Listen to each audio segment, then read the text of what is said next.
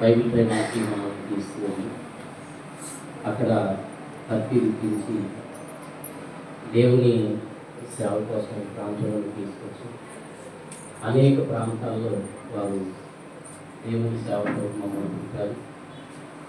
మరి వాస్తవానికి చెప్పాలంటే అయ్యగారితో నాకున్న అనుబంధం ఏ సేవకులతో లేదు, అది నేను చెప్పగలను. ఎంతోమంది సేవకులను తయారు చేశాను, కానీ ఆయనకు నాకు ఉన్న అనుబంధం చాలా గొప్పది. మరి ఎందుకంటే మేమిద్దరం కలిసి దైవ సేవకులు ఎప్పుడు సేవకులకు మందిరం ఉండాలని ఆయన ఆరాటపడేవాడు. ఎక్కడ స్థలం సేవకులు ఏర్పాటు చేసుకున్న ఇద్దరు వెళ్ళేవాడు. అప్పట్లో నేను బాగా పనిచేసేవాడు కనుక ప్రతి సేవకుడికి నా ద్వారానే చర్చ్ బిల్డింగ్ కట్టించారు. దాదాపుగా నేనే 10-11 చోట్ల సేవకులకు అయ్యగారి మాటను బట్టి ₹1 ఆశించకుండా మరి దేవుడి సేవలో ఇష్టపడ్డాం. దాదాపు 10 మందికి చర్చ్ బిల్డింగ్లు కట్టాను. నాకు అయ్యగారు ఆ రోజుల్లో ఆయన పరిస్థితి బాగుంది. 10 చర్చ్ బిల్డింగ్లు కడితే 2000 తీసుకున్నాను. అంటే అవి కూడా కేవలం బైక్ పెట్రోల్ మాత్రమే అయ్యగారి దగ్గర తీసుకున్నాను. 10 మందికి మందిరాలు కట్టాను. ఇది కూడా జగన్పేట వాళ్ళు వచ్చి పాడు చేశారు. ఎక్కడున్న ప్రతి అంగుళం అయ్యగారి మాట విని మేమంతా కష్టపడి చేసింది.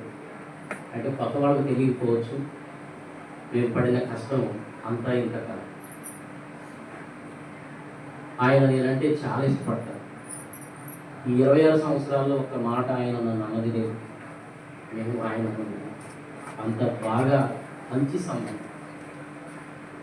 ఎప్పటికీ జగన్పేట వస్తే వారు నా దగ్గరికి వస్తారు,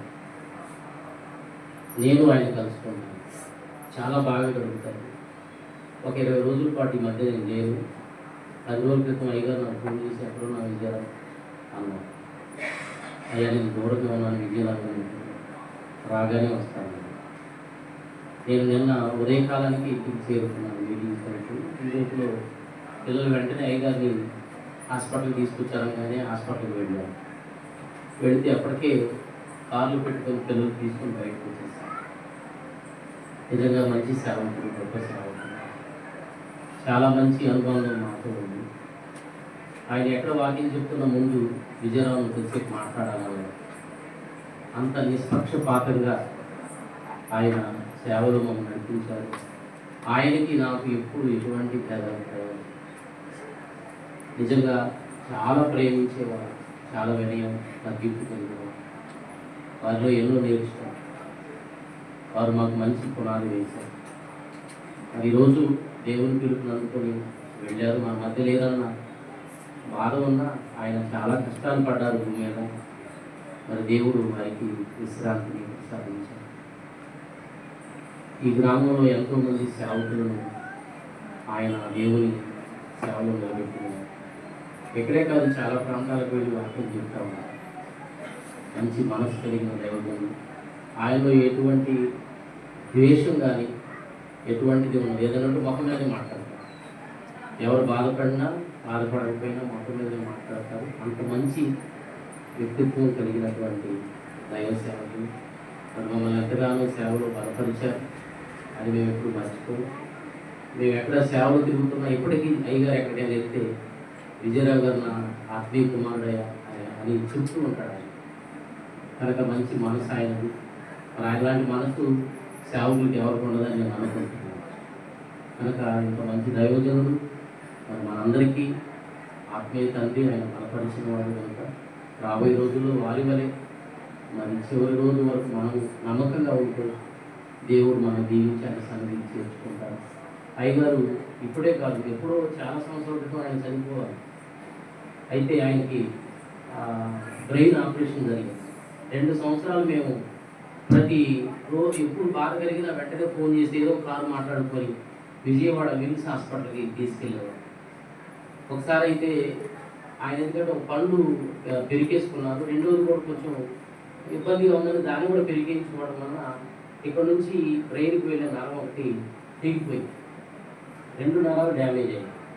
ఆయన ఎంత అంటే ఆయన ఒక ట్యాబ్లెట్ వేసుకోవాలంటే ఆ పళ్ళు పీకేటప్పుడు వేస్తారు కదా ముందు పడటానికి, అలాంటివి 2 ఇంజక్షన్లు వేస్తే ఒక్క ట్యాబ్లెట్ గొంతులోకి లోపలికి వెళ్ళిపోయింది. అంత ఇబ్బంది పడ్డారు. ఆ హాస్పిటల్లో చాలా రోజులు తిరిగారు. మరి ఆయనకి స్నానం చేయించడం, ఆయనకి ఎవరు కూడా ఆ రోజులు విశ్వాసులు కూడా బ్రెయిన్ ఆపరేషన్ చేస్తే రాలేదు. కుటుంబంలో ఉన్న వాళ్ళు కానీ సంఘంలో ఉన్న వాళ్ళు కానీ కాకపోతే 4 రోజులు వారికి స్నానం చేయించి మల్లెపూల చేసి కాపాడుతుంది. అప్పుడు చనిపోతాను అనుకున్నాను. నాకు ఒక రోజు విజయవాడ నా దగ్గర నీకు డబ్బులన్నీ జేబులో ఉన్న నాకు ఇచ్చాడు.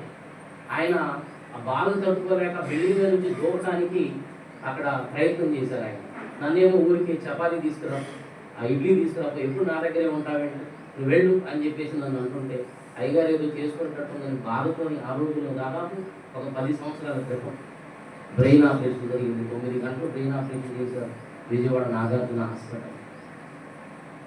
అంతకుముందు దిల్సులో ఉన్నప్పుడు ఆ బాధను తట్టుకోలేక నువ్వు వెళ్ళిపోనని నన్ను ఇబ్బంది పెడితే అక్కడ కాంపౌండ్ వాళ్ళకి చెప్పాను, అయ్యగారి దగ్గరికి ఉన్నాను, ఆయనకి ఏదైనా జరిగితే నేను ఒప్పుకోనని చెప్పాను. వాళ్ళని అన్నీ నెట్టేసుకుంటూ అక్కడ పెద్ద హోల్ ఉంది, ఆ హోల్ చూస్తున్నాడు. ఎందుకంటే ఆ బాధ మామూలు బాధ కాదు. 2 ఇంజక్షన్లు మొద్దు బారేటట్టు వేస్తే ఒక ట్యాబ్లెట్ లోపలికి వెళ్తుందని మీరు ఆలోచించింది.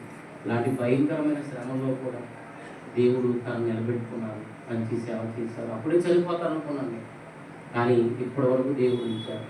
ఆయన మహాకృప. ఏది ఏమైనా వారు ఓర్పుతో అందరికీ సహాయపడ్డారు. అసలు ఎలాంటి స్వార్థం ఉండదు, ఎలాంటి ద్వేషం ఉండదు, అందరినీ ప్రేమిస్తారు. అందరూ నాలాగే ఉన్నారు. అది ఇంత మంచి దైవజనుడు మన నుండి దూరం కావడం అనేది బాధాకరమే. అయినప్పటికీ మరి మనం అందరం కూడా ఏదో ఒక రోజు దేవుని పిలుపుని అందుకోవాలి కనుక దైవ సేవకుల వల్ల ఆయనకి నమ్మకంగా దేవునికి నమ్మకంగా బ్రతుకుతూ ఈ జీవితాన్ని ముగించుకొని పరలోకానికి అందరూ సిద్ధపడాలని మనసారా కోరుకుంటూ ఈ మాటలు ముగిస్తున్నాం. చివరి ప్రార్థన వస్తున్నాం. మనకు 4 ప్రార్థన ఇస్తారు. దేవుని ప్రార్థన హలో